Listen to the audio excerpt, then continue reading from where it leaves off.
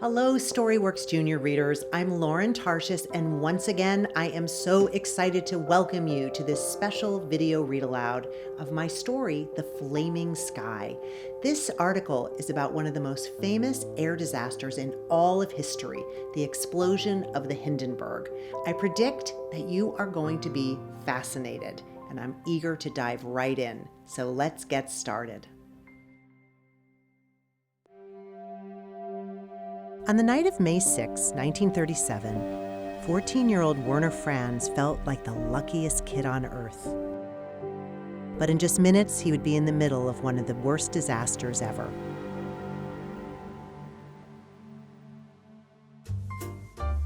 He worked on the Hindenburg. This was a Zeppelin. A Zeppelin is like a large airplane without wings.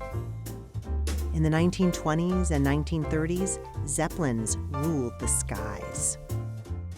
And no Zeppelin was as spectacular as the Hindenburg.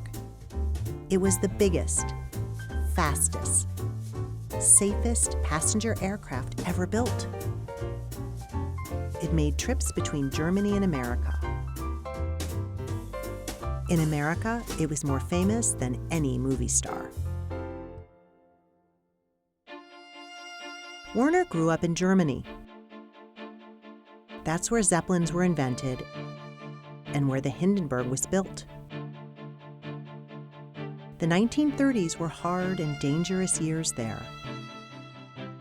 Germany's leader, Adolf Hitler, was scaring people with his hateful ideas. He would later start a war. Millions had no jobs, including Werner's dad. But the Hindenburg was something Germans could be proud of. Werner left school at age 13 to find work to help his family.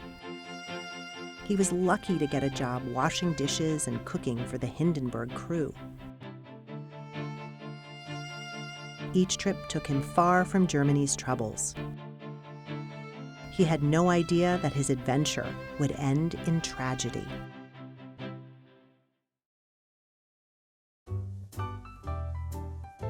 In 1937, passenger airplanes couldn't go long distances. To cross an ocean, most people had to take a ship.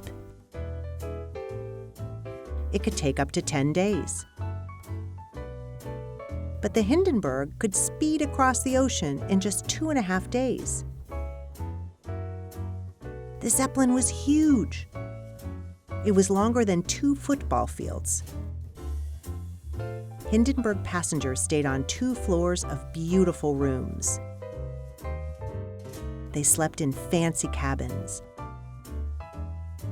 They ate gourmet meals in the bright dining room.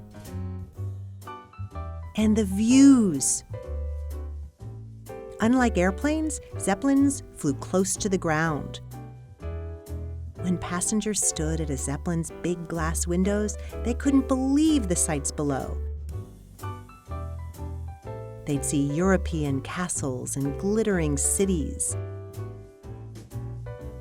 At sea, passengers often saw dancing dolphins and spouting whales.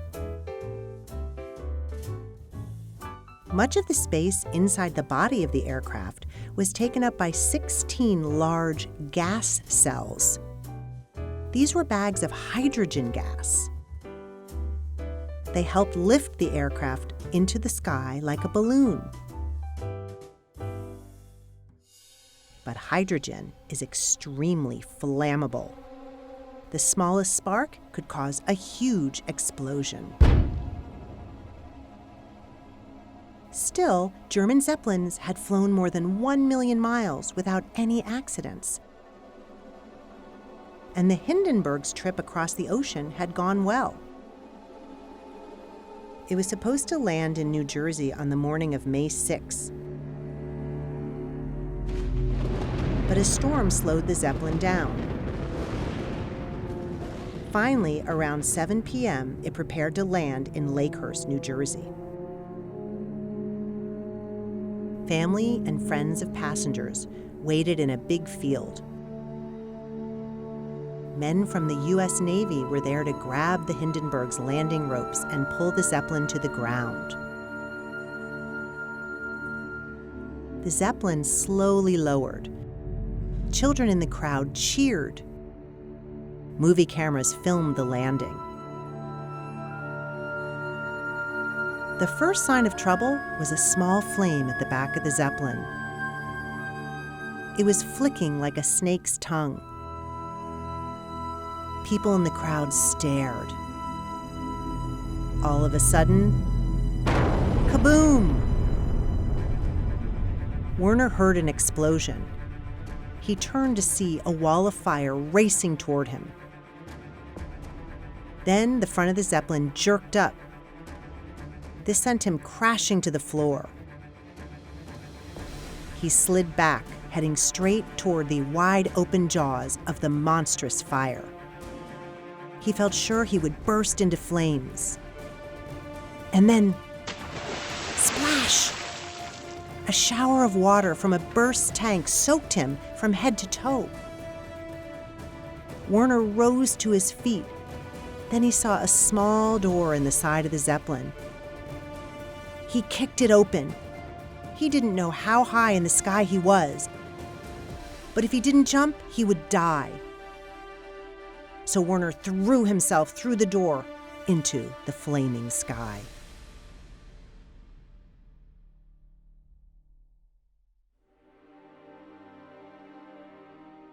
In just 32 seconds, the Hindenburg crashed to the ground. Passengers burst through windows and doors. Of the 97 people on board, 35 lost their lives. No one knows what caused the crash.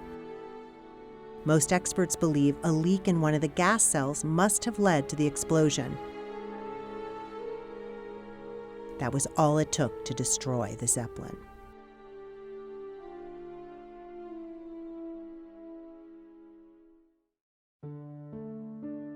Movie cameras caught the fiery disaster on film. Millions around the world saw it. After that, people stopped flying on Zeppelins. They were afraid there would be another crash. As for Werner, he was the luckiest kid in the world. The Zeppelin wasn't far from the ground when he jumped. Werner returned to his family after the crash. He later married and had children. He lived to be 92. He never forgot how close he came to dying on that fiery night. I was grateful for everything I was allowed to experience after that, Werner said.